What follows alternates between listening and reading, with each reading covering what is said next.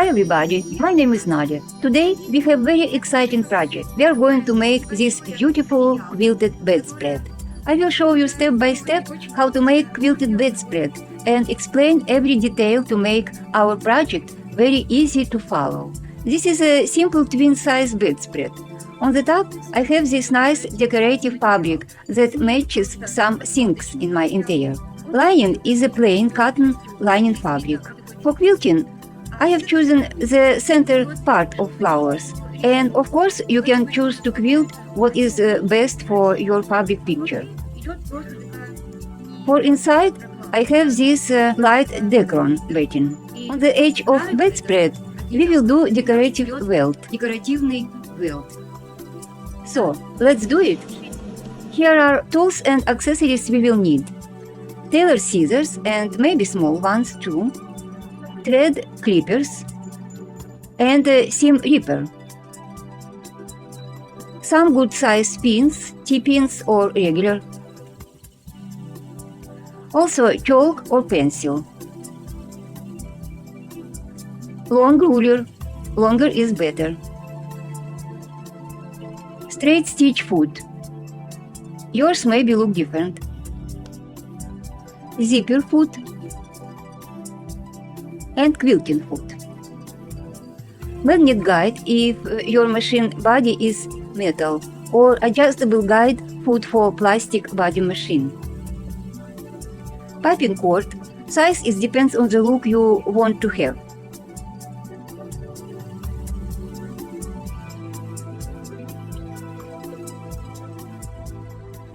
Of course, fabric and lining material.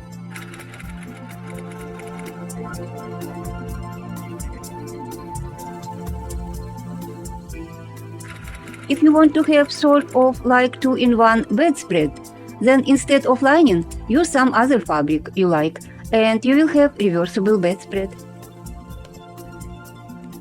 I've wanted my bedspread to be light, that's why I'm using thin backing.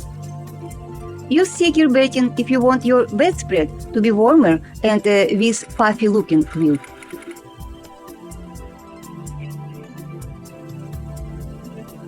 I'm using industrial machine, but bedspread can be made on any household sewing machine. The quality will be same, only difference is the speed. And if your machine has no quilt switch, no problem. I will show you how to do quilting on your machine.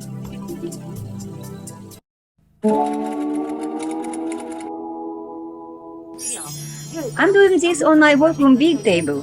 I understand that you probably do not have long table, but you can do it on a smaller table too. It will take just to do little more pinning. Or I did it few times before on the floor. So if you feel comfortable, try it. To begin with, we have to lay face fabric, lining and Dacron in right order and straighten them all together, nice and even. We will have 3 layers. On the bottom is Dacron, then lining facing right side up, and fabric facing right side down. Please make sure that lining right side and fabric right side are face to face.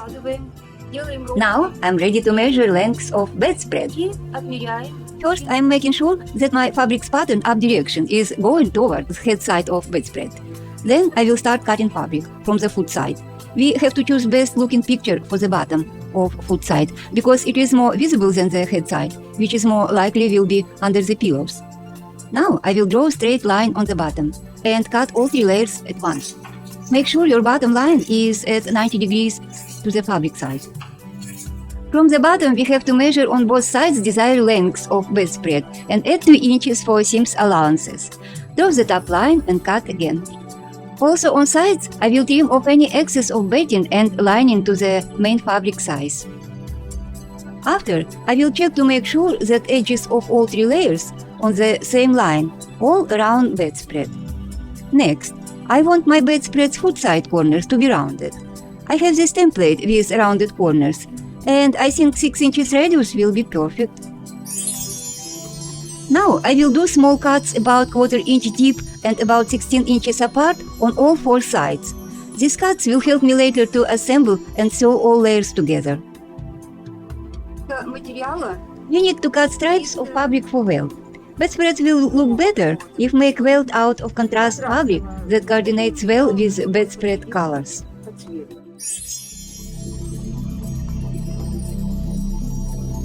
Let's prepare our welt first. I have 1/4-inch piping. To figure out how wide my fabric strip should be, I simply wrap a piece of fabric around piping cord and cut it, leaving 1/2-inch sewing lip. And then I measure the width I got. Now I will make welt by sewing welt fabric around piping cord.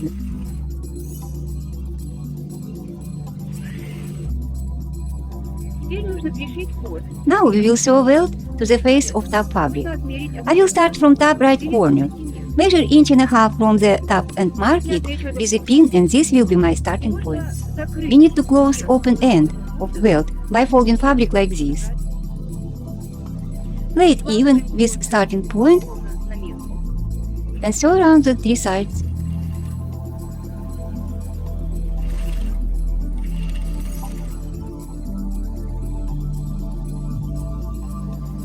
To make it easier to sew around the corner, I make small cuts on the lip of welt. This will help to make welt look smooth on the radius.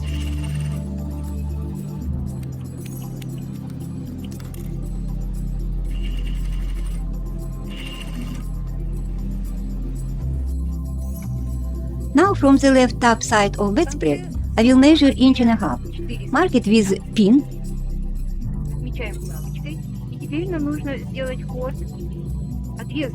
Cut piping cord even to mark. Close open end of welt by folding fabric and sew it to the top fabric.